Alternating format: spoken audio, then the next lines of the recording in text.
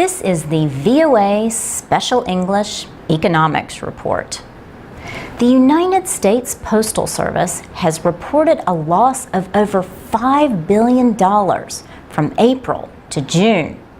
The Postal Service says it expects to report a loss of $15 billion for the 12-month period ending in September. And it has warned of even bigger losses if Congress does not let mail service change the way it does business. The United States Postal Service, or USPS, has a history as long as the nation's own. Benjamin Franklin was appointed the first Postmaster General, or head of the Postal Service, in 1775. But the Postal Service says its income has not kept up with growing costs. For example, profitable first-class mail is decreasing. The service says most of its recent losses resulted from making payments to its health care program for retirees. About $1 billion of the loss was for payments to injured workers. The news from April to June was not all bad. Improvements in the economy fueled income growth of 9% from shipping and delivery. The Postal Service says it is less costly to send letters and packages in the mail than to use private companies. The USPS says it has cut operating costs by a total of $14 billion in the past 5 years. To improve its financial health, the agency has proposed cutting service on Saturdays. It wants Congress to cancel a requirement that the Postal Service make payments to its health care program for retired workers.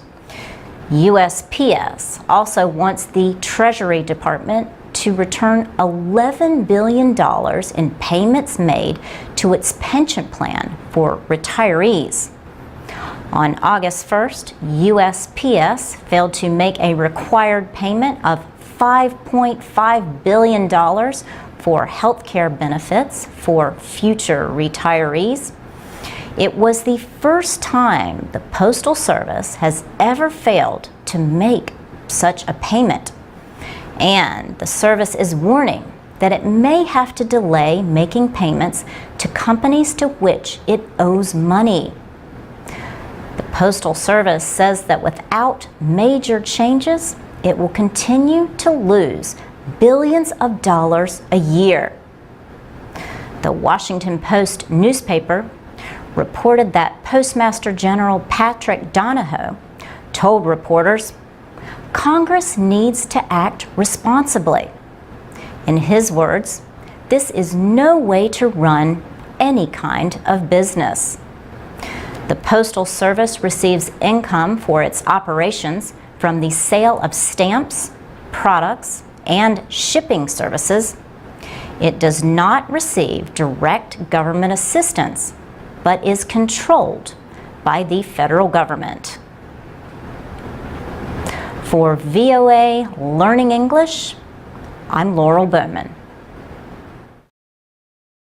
This is the VOA Special English Economics Report.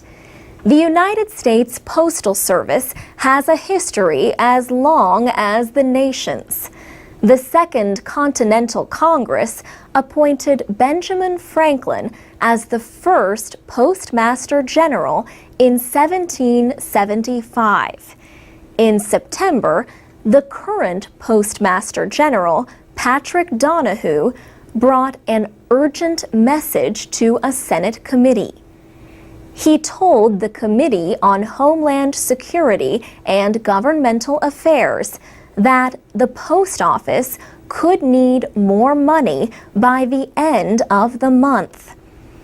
Without the enactment of comprehensive legislation by September 30th, the Postal Service will default on a mandated $5.5 billion payment to the Treasury to pre-fund retiree health benefits.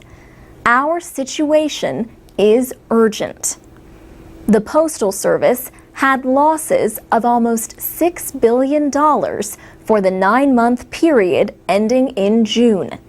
That could grow to $10 billion for the year. Part of the deficit is a $5.5 billion payment to the Federal Retirement Plan for postal workers. Mr. Donahue is asking Congress to approve huge changes to the Postal Service. He wants to cut over 100,000 workers, close thousands of post offices, and end Saturday mail delivery. He says the service needs to operate more like a business. The Postal Service is responsible for its own financing and not part of the federal budget. But it does take part in federal retirement and health plans. It says it has paid too much to federal retirement plans and wants at least $7 billion returned.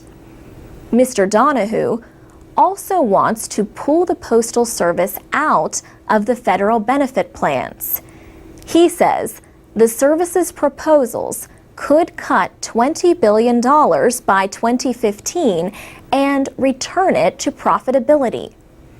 John Barry is director of the Federal Office of Personnel Management, which supervises federal retirement and health plans.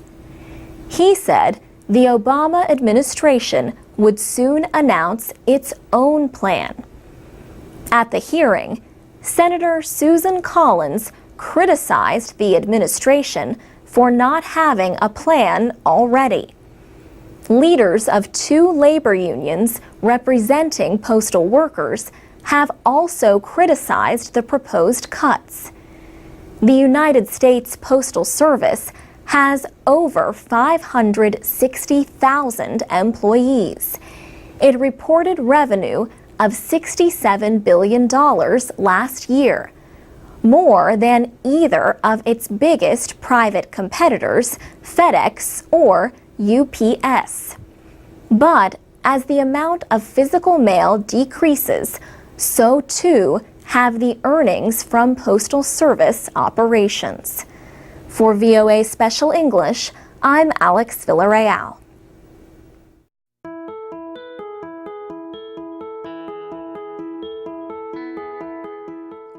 From VOA Learning English, this is the Economics Report. American wine producers are hoping to increase their sales in China, where the country's growing middle class is drinking wine. The United States exported just $74 million in wine to China last year, but exports are growing at a rate of nearly 20% a year. 2 years ago, former basketball star Yao Ming launched a wine company called Yao Family Wines. It is based in California's Napa Valley, one of the top wine-producing areas in the world. Tom Hind is with Yao Family Wines. He says the vineyard grows only Cabernet Sauvignon grapes because many people in China like red wine. The small winery makes a costly product. Its top Cabernet sells for $625 a bottle.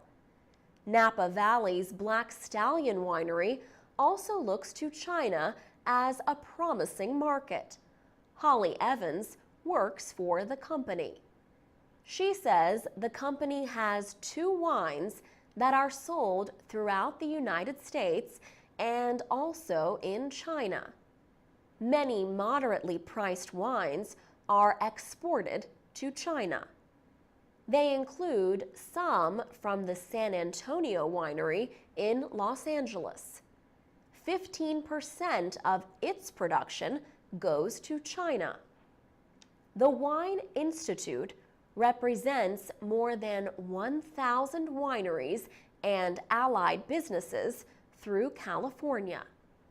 Spokesperson Lindsay Gallagher says her group is always receiving requests from China. But she says the country is a problem for marketing. She says that in China, it is not known that California is the fourth largest wine-producing area in the world, producing many kinds of wine. Winemakers hope to expand the market for fine, dry wines, including white wines, which are now a small part of the Chinese market. For VOA Learning English, I'm Alex Villarreal.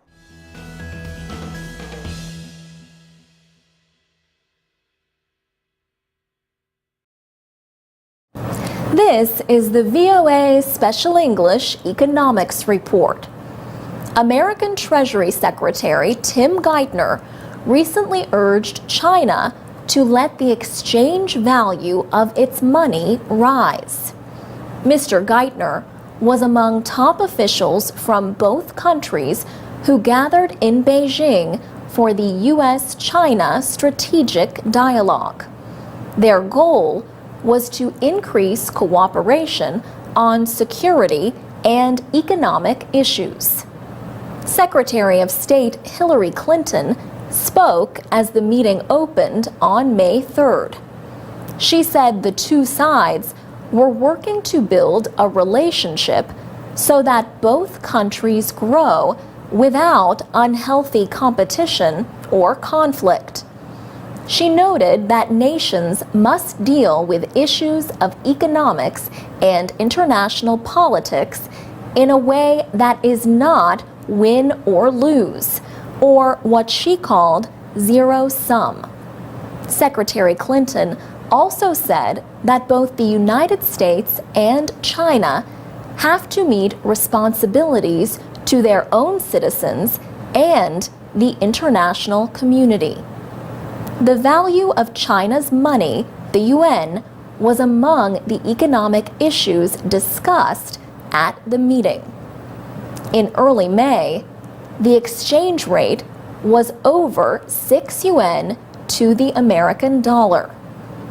The United States says China intervenes in foreign currency markets to keep the exchange value of the yuan low.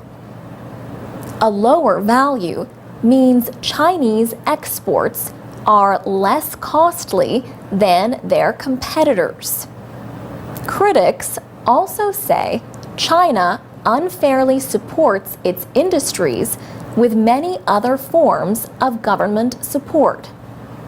Last year, America's trade deficit with China reached a record $295 billion. At the talks with American officials, Chinese Vice Premier Wang Qishan defended his country's money policy. He said China is moving at a measured rate to make its currency more flexible. And he urged the United States not to politicize economic issues. Mr. Wang also called on the United States to ease controls on high technology exports and increase Chinese access to financial markets. Secretary Geithner said China had moved toward a better way of valuing the yuan, but he said more reform was needed. He said a strong, more market-determined yuan will help strengthen China's economic reform goal of moving toward higher value-added production. Currency reform, said Mr. Geithner, also was important to China's financial system and to increasing consumer demand at home. For VOA Special English, I'm Alex Villarreal. You can find more news about economics at voaspecialenglish.com. This is the VOA Special English Economics Report. Last week, we told you about a recent talk in Washington on trade ties between the United States and China. Former Secretary of the Treasury Henry Paulson spoke with former National Security Advisor Steve Hadley. The two men talked about the recent slowdown in the Chinese economy and the need for more personal spending in China. They also discussed the need for China to reform its state-owned companies. These companies often operate with low-interest loans and a lot of help from the government. In July, President Obama said China was creating an unfair playing field in its car industry. That same month, the Obama administration requested talks or consultations at the World Trade Organization. The United States says China has unfairly placed more than $3 billion in taxes on imports of American-made cars. Officials say increasing the price of imports helps Chinese car makers. Mr. Paulson said Chinese government aid for state-owned companies like oil companies and car makers will end up hurting China's economy. Mr. Paulson said this: "The only way that the Chinese are going to be able to successfully make the transition that they're going to need to make to an economy that's much more efficient is by continuing to reform the state-owned enterprises." He said these state-owned companies need to compete fairly without all the subsidies and the special benefits. Chinese exports to the United States remain strong. Demand for Chinese goods rose more than 11% in June. And China says total trade so far this year is nearly $2 trillion. That is up 8%. China's strong imports have helped the country raise millions out of poverty.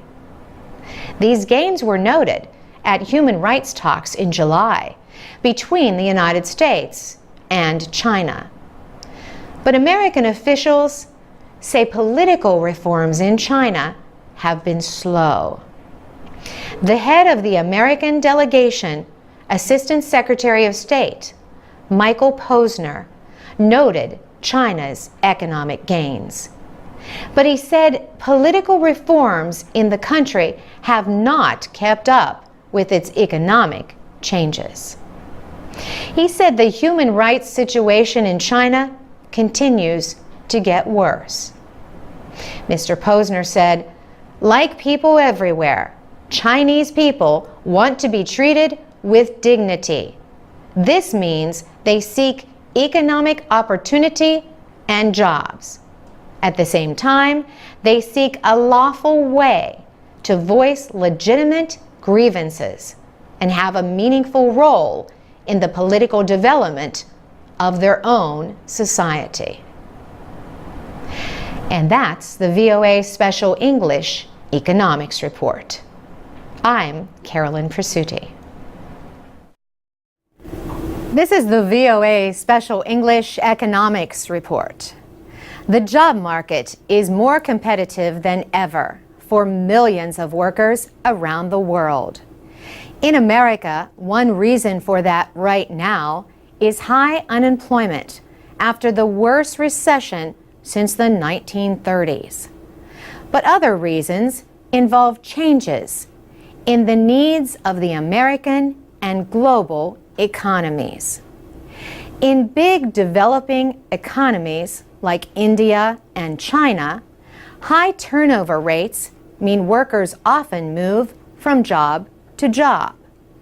These days, many job seekers go online to connect with employers. Job candidates want to show they have a lot to offer, but in many cases, they simply apply for a job title and list their work experience. Instead, they should describe the talents and abilities they could bring to an organization. That's the advice of Steve Langard, Director of Professional Opportunities at DePaul University in Indiana. He advises students on career planning and often talks about workplace issues in the media. He says social media sites are valuable when they show the abilities of job candidates and not just their job title and experience. He says, this really is a talent economy, and we're stuck with most job seekers presenting themselves in a job title mode. And I don't think it matches very well. Steve Langard also says employers should think harder about the skills they really need to help their organization reach its goals. Because at the end of the day, it's still about getting the right people in the right place at the right time and then keeping them. Ben Kirchner is the founder and chief executive of a media marketing company in New York called Elite SEM.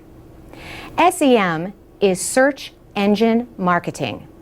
His company's job is to help businesses improve their websites and search engine results. Ben Kirchner says when his company is searching for candidates for new positions, it first looks within. It considers existing employees. After that, he says social sites can be valuable. 25% of new hires come from social media. 75% typically come from word of mouth. In other words, recommendations from other people. Elite SEM uses sites like Facebook, Twitter, and LinkedIn to learn about job candidates.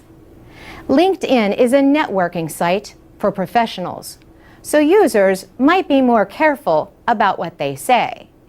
But Mr. Kirchner says a site like Facebook can also provide a lot of information, good and bad, about a person. So pay attention to what you put on the internet and what others put online about you. For VOA Special English, I'm Carolyn Presutti.